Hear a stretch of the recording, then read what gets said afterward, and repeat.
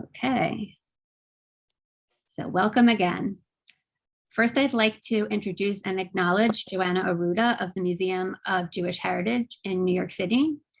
She made this event possible and others like it for our William Patterson community. So thank you very, very much, Joanna. I don't know if you wanted to say anything as we're getting started. No, okay, but thank you very much. Thank you. And our speaker today is Alice Ginsburg. We are so privileged and honored that she has chosen to share her story with the William Patterson University community today. And with that, I hand it over to Alice. Thank you. Hello, everyone. My name is Alice Ginsburg, and I'm a Holocaust survivor. I'm going to talk to you about my experience as a 13-year-old, all alone in Auschwitz and 2 other camps. Now, I was born in Munkac, which was Czechoslovakia at the time. And then in 1939, Munkac was invaded by the Hungarians. And they were there just before the Nazis came in. But before the Nazis came in, they were more than happy to do the preliminary work for the Nazis, meaning that I could no longer continue with my education. I was about to enter high school, and I was very proud wearing my uniform or ready for it, and that was denied to me.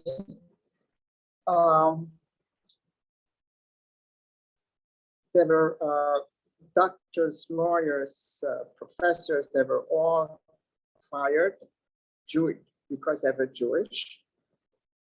And it was hard to make a living. So times were very tough. And I had 2 older sisters. One was 18 and 19. And a brother was a 1.5 years older than me. And my little sister was 9 years old. So we were a family of 5 children, and it was hard to make a living. And so my 2 older sisters went to Budapest to get a job so they can send the money home to us. And my father had to resort to secret work. What he did, he purchased rawhide, and he stretched and dried it in the attic and stained it. And then it was my job to deliver it to the buyer secretly. So I was tall and skinny and 13 years old, and he wrapped it around my body. I put on a big coat to cover it, and it was my job to deliver it. I was so scared. I still remember that feeling. I was so scared I'd be caught. But I had to do it. We needed to eat. And luckily, no one stopped me. And another thing the Hungarians did, then before the Nazis came in, they mobilized all the men, including my father, to hard labor and to work on the war effort, building railroads, trenches, carry heavy equipment.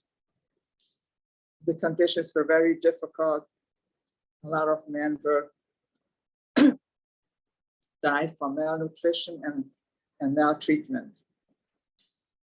But luckily, my father came home. And soon after he came home, the Nazis came in, and we had to wear the yellow star. And if you were caught not wearing it, you would be shot on the spot. So it's very important that they should be able to identify us when we walk the streets. Soon after that, we were mobilized to ghetto. The ghetto consisted of it's a small neighborhood where most of the Jews lived, including my grandmother, 2 uncles and cousins. So we took with us the minimum amount of luggage, and we doubled up with our families. And so did everyone else. They had to double up, very crowded conditions. The apartments weren't that big. At one time, there were 25,000 people from various neighborhoods in the ghetto. Munkach itself had only 30,000 people, and 15,000 of those were Jews. So when the ghetto had 25,000 people, it's because the Jews from the neighboring areas were told to go to that ghetto. Some men worked in the ghetto, but mostly not. And after being in the ghetto for several weeks, we were mobilized once again, at this time into wagons. There were 45 cattle cars lined up. And in each cattle car, they stuffed 85 to 90 people, literally stuffed in. There was hardly any room to sit for everyone. So we had to take turns in sitting and standing. And of course, all we took along was food, because we didn't know how long the trip is going to take, and we didn't know where we're going. And they only had two pills for elimination in the wagon. And my father, the biggest optimist, said, "Oh, we're just going to go to work and then we'll come home again." And of course, that didn't happen. And we just continued. A lot of people couldn't tolerate it. A lot of people didn't make it. And I started to get hungry, and I couldn't wait to have my mother's favorite chocolate cake. I looked forward to that, but I decided to wait and have it later because we didn't know how long the trip was going to take. After several days, we arrived in Auschwitz. I didn't know it was Auschwitz, but it was that. And of course, I never ate that cake. I was still hungry, and I continued to be hungry the rest of the year. Not hunger which turned into extreme starvation. It's a huge difference. So as we arrived, it was at night. They opened the gate, they opened the doors to the cattle cars. And we see these Nazis with their shining boots, beautiful uniforms, and barking dogs, vicious dogs. And they told us to get out quickly, everything fast, harass, get out, everyone get out, yelling fast. And my 85-year-old grandmother couldn't make it. I had to put her in a wheelchair. I had 2 grandmothers with us, and 2 uncles. And one of the uncles had a wife and 8 children there, and including a set of twins. We all got out, and we had to form a column. We got out, and we see the fire and smoke all around us. And we could, and then my father said, it looks like it doesn't look good. Let's all pray. He said the prayer you say before you die. So we kept on walking and saying the prayer. And then we were told to separate into different columns. Men separated from the women. So my father and brother went one column. I went with my mother, my little sister, and two grandmothers and aunts and cousins. And we just keep on walking. And then we noticed there's selection taking place. I held on to my mother tight on one side, our little sister on the other side. And as we were walking, the selection was done by a Polish Jew that's been dead. This was 1944, by the way, when we were deported, 1944, a year before the war was over. And the Polish Jews were in Auschwitz 2 years already. And this is what the Germans usually did. They made them do the dirty work against their brethren, you know. So in the background, Mengele was supervising this Polish Jew who was forced to do the selection. And as he approached us, he tore me away from my mother and sent me to the other side, and which I didn't know what it was. I was young and naive. And the other side was the one that's going to serve for work, and the rest will deal with differently. So when he tore me away, I ran back to her. And again, this man was determined to save me. Again, he tore me away. And I ran to Mengele in the background. All I knew is that man with the uniform. I didn't know he was Mengele. And I said to him, I'm only 13, please let me go with my mother. Not knowing that if you were under 14, you were automatically eliminated. And luckily, he was in a mood where he didn't want to have to deal with me. So he just told the Polish guy to deal with her. And when my mother saw all that, she said, go, go. So we hugged and we kissed. We said goodbye. And I never saw her again. Not my little sister. She was 9 years old. This was 78 years ago. I don't know if I remember her face anymore. I don't have any pictures of her. Everything was taken from us. On the other side, I found one cousin. Her hair was shaved already. And everything was stripped. We were stripped naked. So I had nothing from home, no pictures, nothing. And so they shaved my hair also. We're all bald-headed. And then we were told to go into a shower to disinfect us. So while we went into the shower to disinfect us,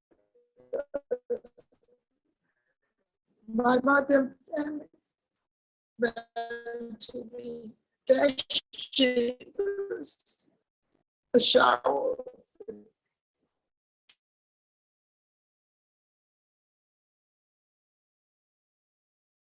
Uniforms, which had a number on it. I didn't get tattooed because it was already late. They didn't have enough time to give us the tattoo because they wanted to kill as many Jews as possible. Some of the Hungarian transport 1944 was already late. At some point, they killed 80,000 people at one time to go to the gas chambers. And that's why I was never tattooed, but I had the number on the uniform. After they gave us the numbers, the uniform, and it wasn't a uniform, it was a prison guard, and wooden shoes, they took us to the barracks. And we were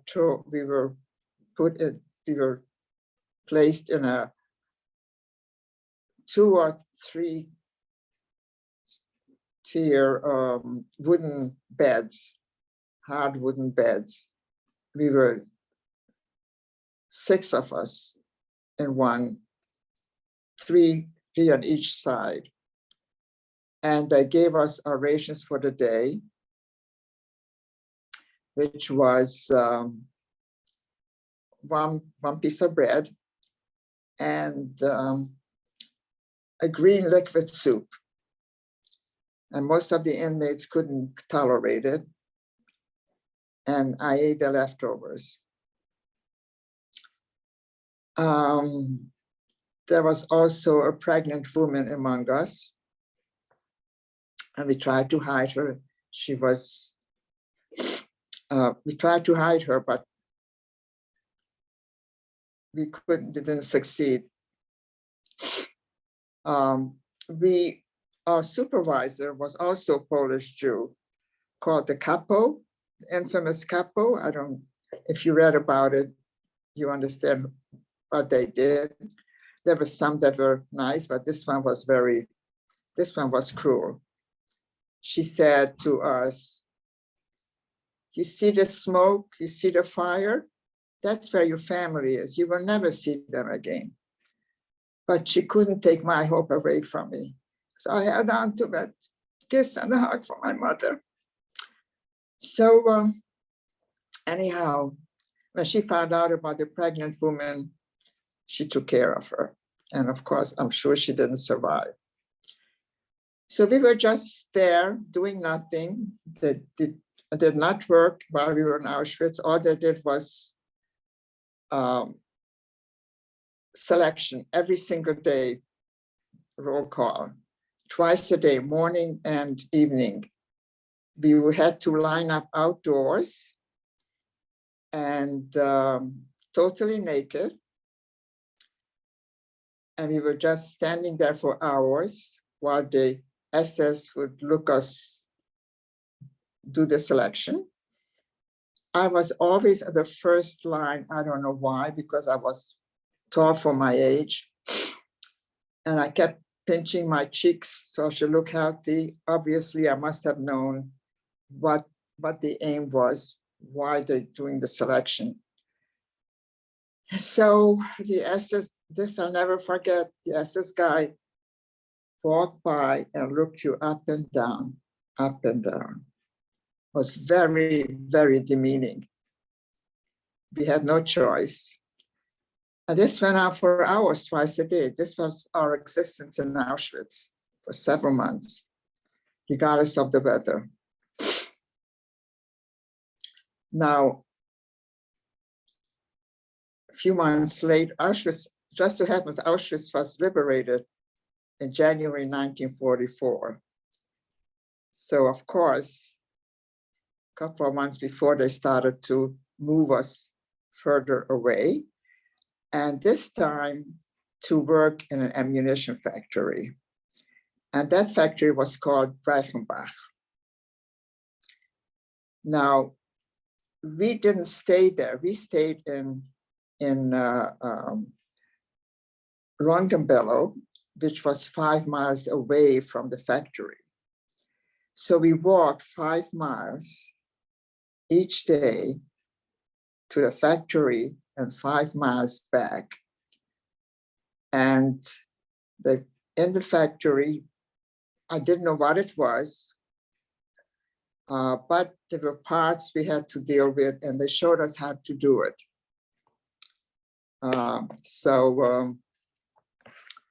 There were women guards watching over us, looking over, make sure we did our work. And I was only afraid they're going to find out how old I am. I had that fear all the time, and made sure we did the work properly. So it was another few months there. And again, as the liberators were getting closer, they took us further away. So this time, we walked to the next destination, and it was the infamous Death March. We were marching to our next destination, and it was cold, raining. We had to maintain within the line, we couldn't go out of line. We had to maintain a certain speed, and with little food or drinks. And a lot of the inmates were just dropped dead along the way. They couldn't tolerate it. Your toes got frozen. The shoes wore out. There were two sisters from my hometown walking. And one sister said to the other, they're much older than myself, I cannot tolerate this anymore.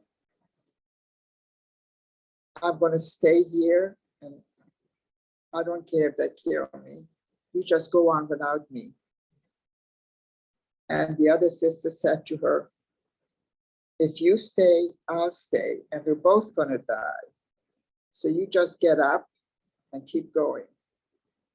And she did, and she survived. So that's where perseverance came in. And thank God I had a lot of perseverance. And that's what keeps you, that's the only thing that can keep you going. And it's amazing how she was going to give up. You couldn't give up. You couldn't give up. You had to have that will to persevere and keep going. And a lot of them just dropped dead along the way. And if you ran out of you, then they're more than happy to kill you. For any excuse whatsoever. It's just so inhuman. They didn't view us as human beings. They viewed you as a illiterate tribe. Well, even that, less than human, less than an animal, I think. I don't think they would treat their own animals that way. That's what made it easier for them to do it, because they did not view us as human beings. Otherwise, how could you do that, one human being to another? So we arrived after a few days at the destination called Paschnitz. Now, all the concentration camps were located at the German-Polish borders. So this was called Paschnitz. And when we arrived in Paschnitz, they handed us a shovel to dig ditches. I didn't know, I thought it was a useless work. I had no idea what it was for. At some points, I thought maybe to bury us, but I think it was trenches for the soldiers, probably. And for the first time, I saw men further away at a distance from us doing the same thing. And this is what we did for, well, May 1945. We were there till May 1945, when one day we wake up in the morning and it's extremely quiet and there's no one around, no one to watch us. So it seems that we were liberated. It was a very eerie feeling. And then looking back a day or two before that, we noticed a change in the treatment because they knew already that the end is coming. So we were just, it was in the morning, we were all alone. And then we see a wagon full of food coming in. And the inmates were attacking the food. They ate too much too soon and died from it. They died from overeating. Wasn't a wonder. And those two sisters from my hometown decided they're not going to stay and wait for the Russians. The Russians were supposed to liberate us. We didn't want to wait for them. So we decided to take some food from the wagon with us. And we left middle of the night. And we started to, and we kept on walking. And we didn't know where we're going, how we're gonna go. We just went. And as we're walking, we saw a massive amount of people from all the camps. It was an exodus. Everybody's out. The most unusual feeling, but we still didn't know where we're going and how. Or we were interested in talking to these people to find out if they heard about our families, find out if anybody's survived. And just so happens, I meet this man who said, "Oh, your father, yes, I remember him. Your father and your brother survived." So that was wonderful. I didn't think my mother survived. Didn't meet anybody telling me that. I just assumed she went to the gas chambers. So we just kept on walking, and we tried to get on freight trains, backup trains, any way we possibly can. We just wanted to go home. Not that we don't know what was waiting for us there. So when we got home, I went straight to my house. And of course, it was occupied by strangers. And they indicated that you cannot get it back. That didn't upset me. Didn't matter after what I went through, as long as I'm free. And I inquired if they knew where my uncles are, and I thought my father would be with them. And they told me. And when I went there, my father wasn't there. My two uncles were there, including the one that had a wife and 8 children. And the oldest one was 12 years old. So when he heard that I survived, he was hoping that his daughter survived too. So I walk into the apartment, and all I can do is I couldn't tell him that she did not survive. I just nodded my head. There were 8 children. She was the oldest at 12. She was probably carrying one of the kids, and including a set of twins. I don't know if those twins were experimented on or not, but I do know that Mengele wanted twins and pregnant women to come forward out of the line. And that's because he did experiments on those people without anesthesia. Not a cruelty to humankind. So they told me that my father and brother got typhus fever. This is what broke out, was a slight epidemic of typhus. Excuse me. And that he's in Budapest. Budapest in a hospital. So I had to go back to Budapest. But by the way, my 2 sisters that went to Budapest to earn a living and send the money home before we were deported were survived, but they too, my one sister changed her name and got false papers. And the other sister was afraid, wasn't as brave, and she was hiding, running from one building to another, but she finally ended up in a safe house run by the Swedish diplomat Raoul Wallenberg. He saved a lot of people. Too bad he didn't survive. My older sister, Irene, with the false papers, she didn't know what was going on at home in Munkac. There was no information highway the way, but the radios were also taken from us. We were not allowed to listen to the radio in Munkac before we were deported. They didn't want us to know too much.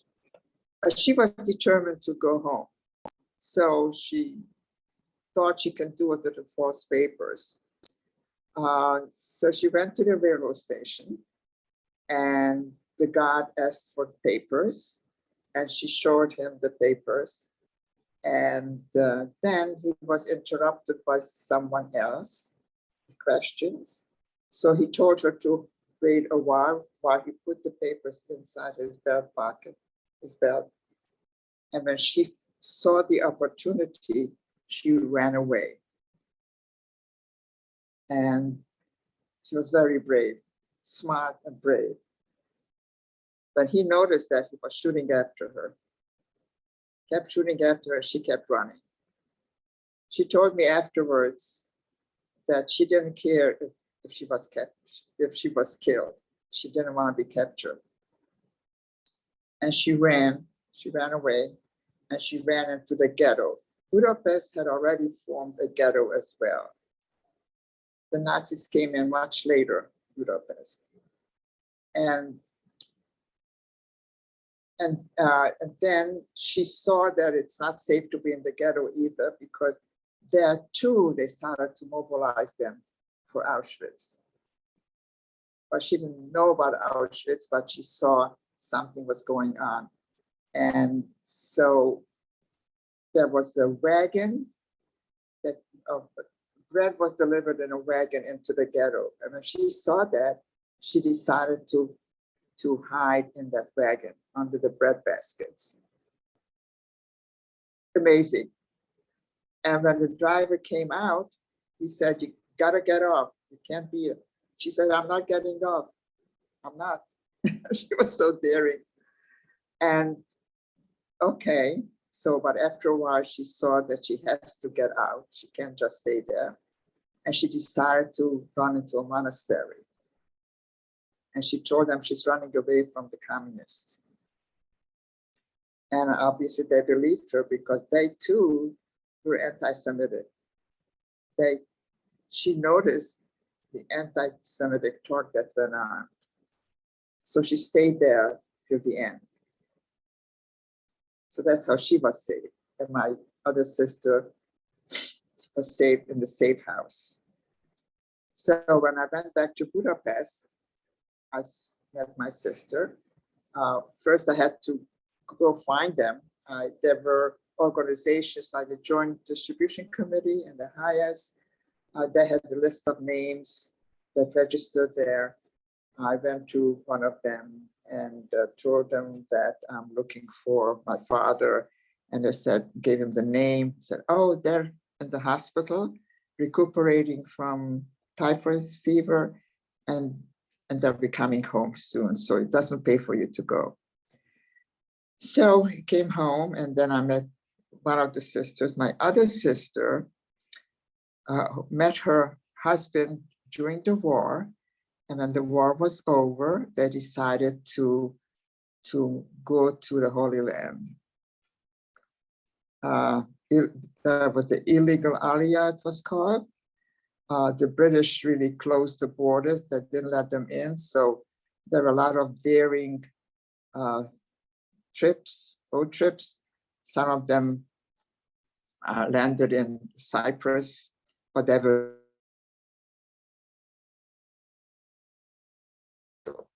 So I didn't see her, but so we got together with my father and sister and my brother. And then we had, what are we going to do? Where are we going to go? So the Americans formed the displaced person camps. And the Bavarian section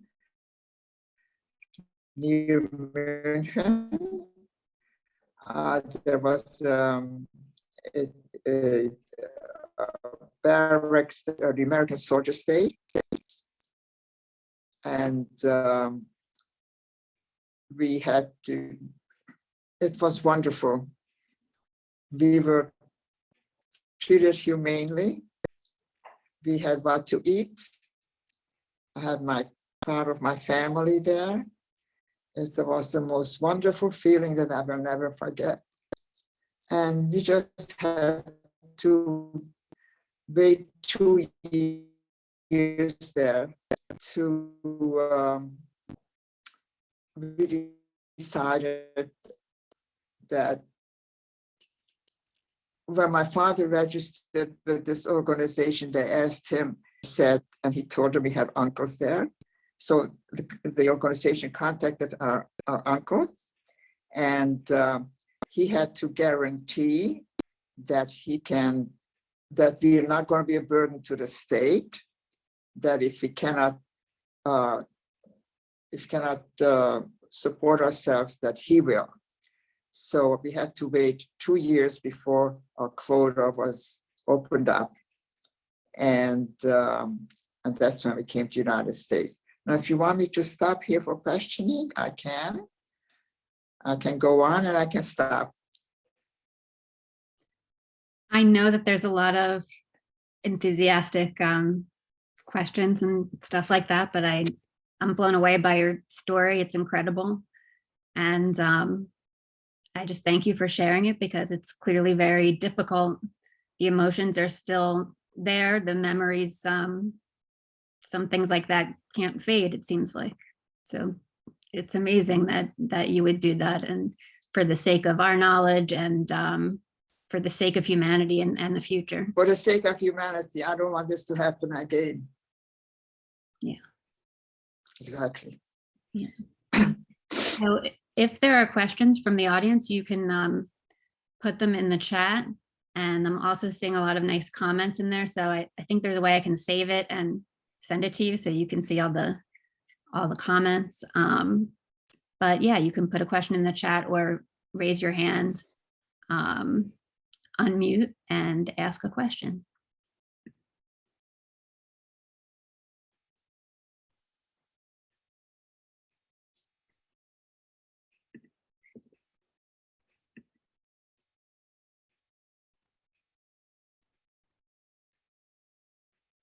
Okay.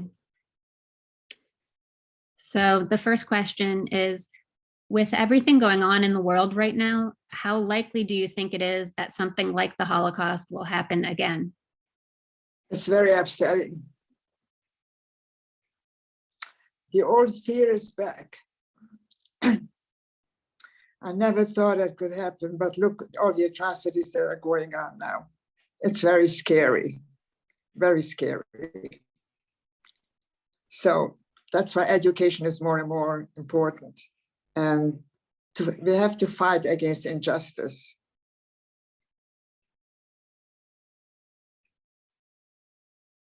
A question, when did you move to the United States? Well, it was February 7th, 1947, a day to remember.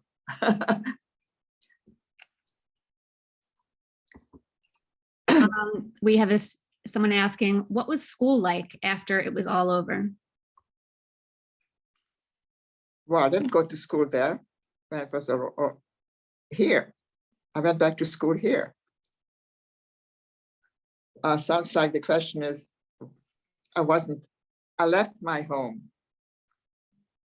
Never went back to school there. I came to the United States and I couldn't go to school right away. I did try, yes, actually, I did register. I didn't know the language yet. But after a while, I had to leave school and get a job. There was no welfare in those days. We had to work to earn money. I went back to school many years later, got my high school and college degree. After I got married and had children, and when they grown, I did that. Because it always bothered me that a school was denied to me. It shows us how lucky we are. I want my kids to know that message, you know, they don't. I don't appreciate what they have, right? Yeah, yeah. We tend to take, that's one thing, I do not take anything for granted. Our kids do. Everything comes easy to them. I know. That's one of the big lessons, right? To be grateful for what we have. We have more questions coming in. Let me just, okay.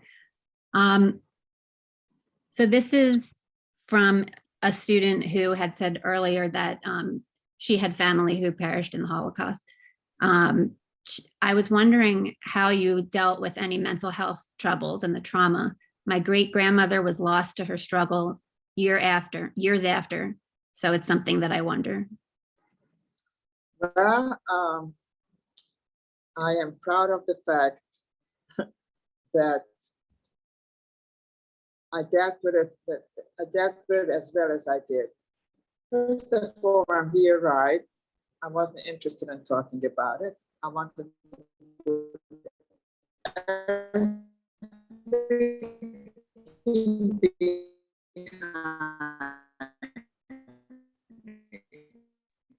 I was concentrating on going forward.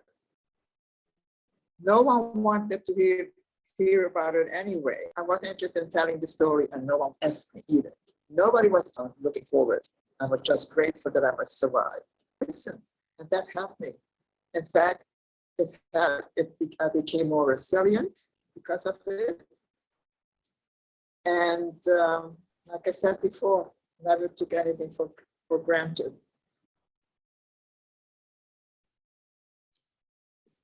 Okay, another question. You talked about how the Nazis saw the Jewish people as not human to rationalize their behavior. What are your feelings today about the capo? Good question. I can't explain it. They weren't all like that. They were forced to do their job. But some of them went to the extreme. They did it to save themselves. Not everyone can do that. Not every couple was like that.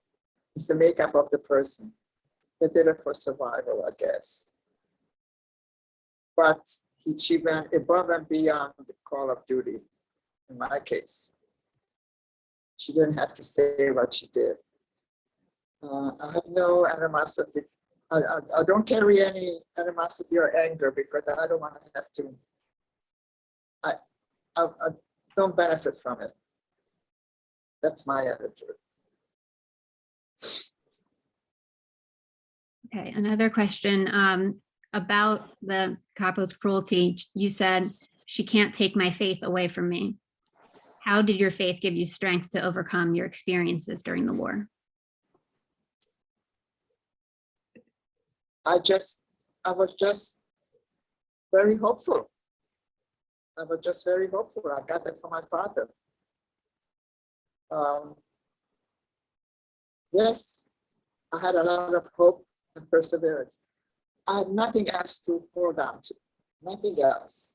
I had to hold on to hope. Only way I can explain it. Because if you didn't have hope, you cannot go on. Thank you. This is from an elementary teacher, and we do have a lot of teachers and people who work in schools with us today.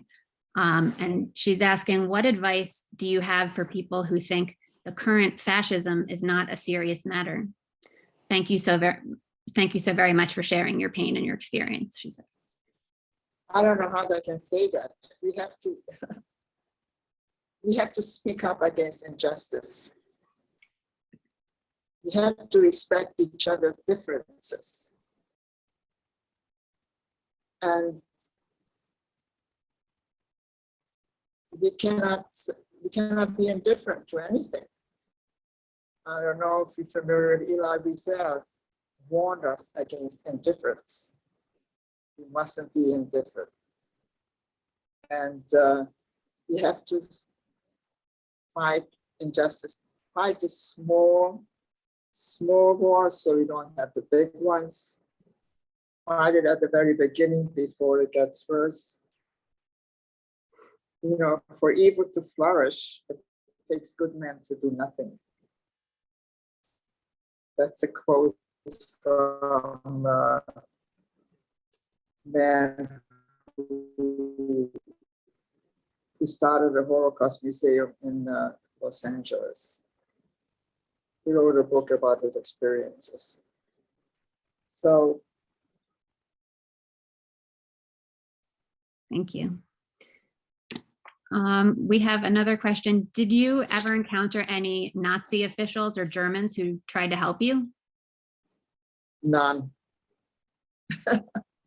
No? That one's a simple answer, right?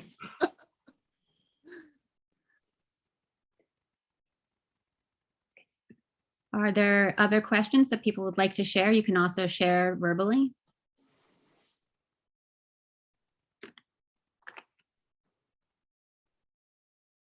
Okay. Well, I'm going to ask one of my questions then, which is, we have a lot of college students with us today who are thinking about the world and what to do with their future. And for especially students, what do you want them to know and take from this experience? Well, just accept the differences in people. Accept them for what they are. And as I said, education is very important. Unfortunately, there are a lot of people who are still totally ignorant about the Holocaust. I know there are a lot of schools that do teach it. And then we have the Holocaust deniers. And that's another form of anti-Semitism. They know it happened. There's enough proof that it happened. So it must be because it's a form of anti-Semitism. In fact, I don't know if anyone watched 60 Minutes a few weeks ago. They talked about the secret archives of Hitler in Germany. It was kept a secret. The Germans kept a record of every single murder they committed. There are 15 million names there. It finally opened in 2006, I believe. And all the Holocaust deniers, just all they have to do is go to the archives. It's all there. They recorded everything because they thought that they're going to eliminate the Jewish race, and he's going to have proof. So it's in Germany. They have very good records because they're good record keepers. they thought the world would celebrate that, and they wanted to prove it in that way. So no one came to our aid. No one came to our aid. No one, they couldn't let us out, and no one wanted to let us in either. There were a lot of escaped, but they turned back. So this is what it's nice to see that the Ukrainian people are getting attention about the refugees. People are letting them in. Some countries, we didn't have that. And when I see that massive amount of people leaving and refugees going to Poland from Ukraine, all I see is the big crowd that I saw when I arrived in Auschwitz. This is what comes to my mind when I see these refugees trying to escape. We had no chance of escaping. So I'm glad to see that that's being done at least. okay. Another question. So these days, people are taking, sorry, I just lost it. Small inconveniences or changes, and they are comparing it to being a Jewish person in the Holocaust. So such as comparing wearing a mask to the Holocaust or other awful examples. Can you comment on that? I don't understand that. They're wearing a mask in order to remember the Holocaust? No, they're like upset that they have to wear the mask, and then they made yellow stars that say, we're being discriminated against. Well, I don't like it when they use the Holocaust or if you're angry at somebody, right away you call Nazis. There's no comparison. How many people know that at some point the Nazis threw infants into a pit or against the war? How many people know that? What kind of cruelty is that? You mustn't compare Nazism to any of these minor inconveniences. Absolutely not. There's no comparison. It's extremely disrespectful and very hard to see it being normalized.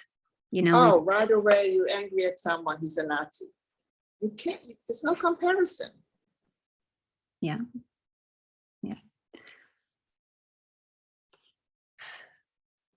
Someone is asking about, there was an event in a dorm at William Patterson a couple of weeks ago where a swastika and racial slur were written on the wall in the dorm. And they just kind of wanted to mention and hear your thoughts. Well, I hope it was removed, and whoever did it should be, should be talked to. Yeah, it was definitely removed quickly. And then we held conversations, and we had a presentation about hate symbols, and it seems to be kind of like preaching to the choir in a way.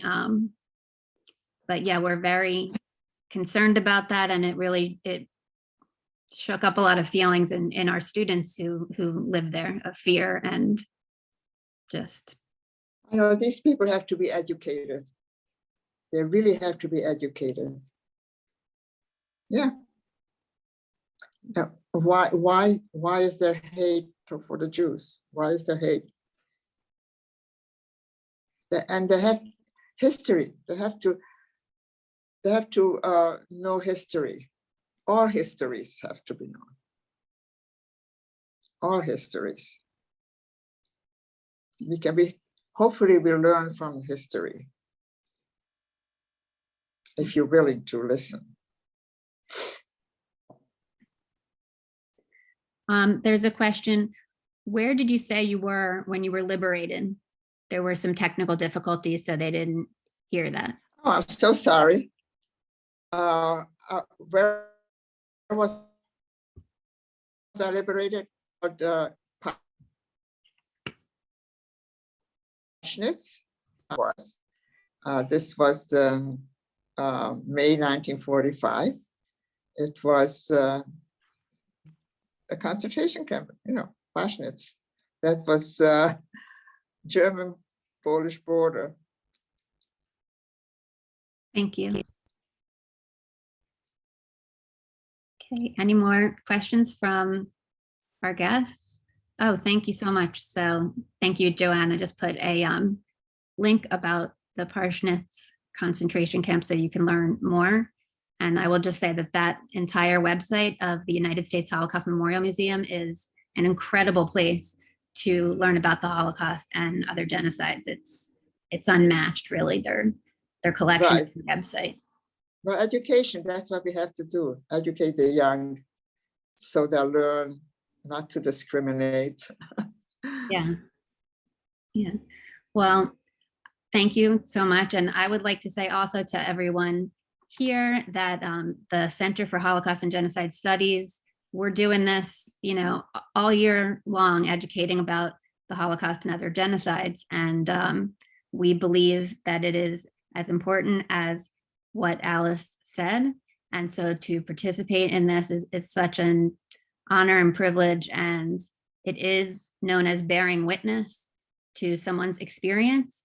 And it is a really great thing to share it with someone else. Go tell someone else what you experienced today and just share it and educate others. So thank you so much. I'm very grateful for what you're doing, and to all the students who expressed interest in listening to me. And I hope we'll all benefit from it. Thank you so much. This is my aim. Thank you. Thank you. Bye-bye. Thank you. Bye-bye. And thank you, everyone, thanking us in the chat. And it was a wonderful experience. Thank you for coming. Bye.